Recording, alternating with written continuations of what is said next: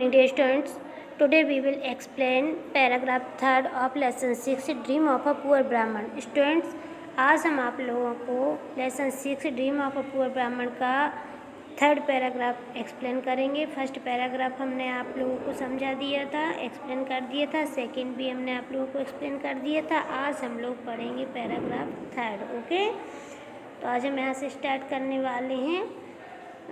The children played around all day, making noise. He then scolded them and asked them to keep quiet, but they didn't listen.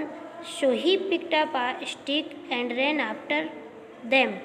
फिर क्या हुआ, जब ब्राह्मण की शादी हो गई और जल्दी उनके बच्चे हो गए थे, तो वह बच्चे पूरे दिन शोर मचाते रहते थे और खेलते रहते थे। तो ब्राह्मण को थोड़ा गुस्सा आता हुआ, फिर ब्राह्मण ने उन्हें डांटा और चुप रहने को कहा, लेकिन बच्चे नहीं माने, बच्चे नहीं सुनते थे। इसलिए उसने एक छड़ी उठाई और उनके पीछे दौड़ा। कौन दौड़ा? ब्राह्मण जो थे, जो गरीब ब्राह्मण थे, वह अमीर बन गए थे। वो एक शॉप के मालिक बन गए थे, उनकी शादी हो गई थी, बच्चे हो गए थे। तो जब वो बच्चे शोर मचाते थे तो ब्राह्मण उनको डांटते, तो चुप नहीं हो रहे थे, तो ब्राह्मण उनके पीछे स्टिक लेकर दौड़े। ओके, द ब्राह्मण began to move his legs rapidly while he was still asleep. In doing so, he hit the earthen pot which was full of food with one of his legs. फिर क्या हुआ?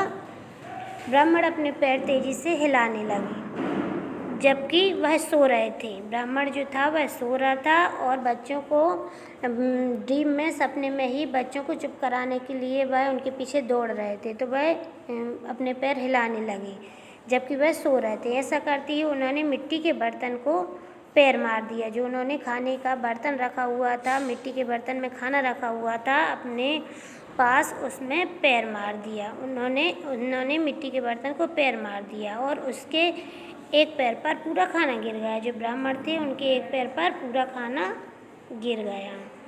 The pot broke and the food items spilled all over the floor.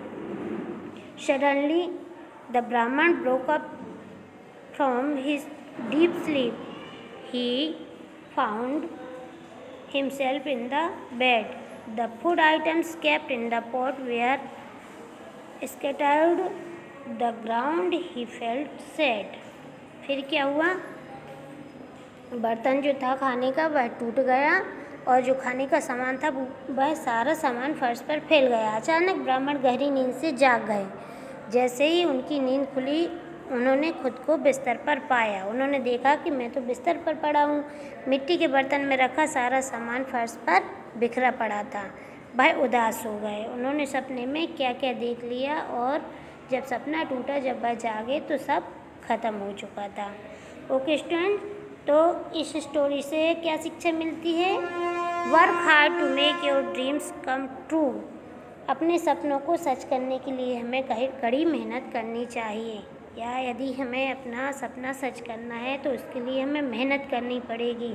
यदि हम सपने में देखते हैं तो उससे हमारा सपना सच नहीं होता है। सपना सच करने के लिए हमें कड़ी मेहनत करनी चाहिए। ओके स्टूडेंट्स, तो आई थिंक आप लोगों को पूरा चैप्टर हमने एक्सप्लेन कर दिया है। अच्छे से समझ में आया होगा तो रीडिंग करिए और चैप्टर को समझिए। ठीक है।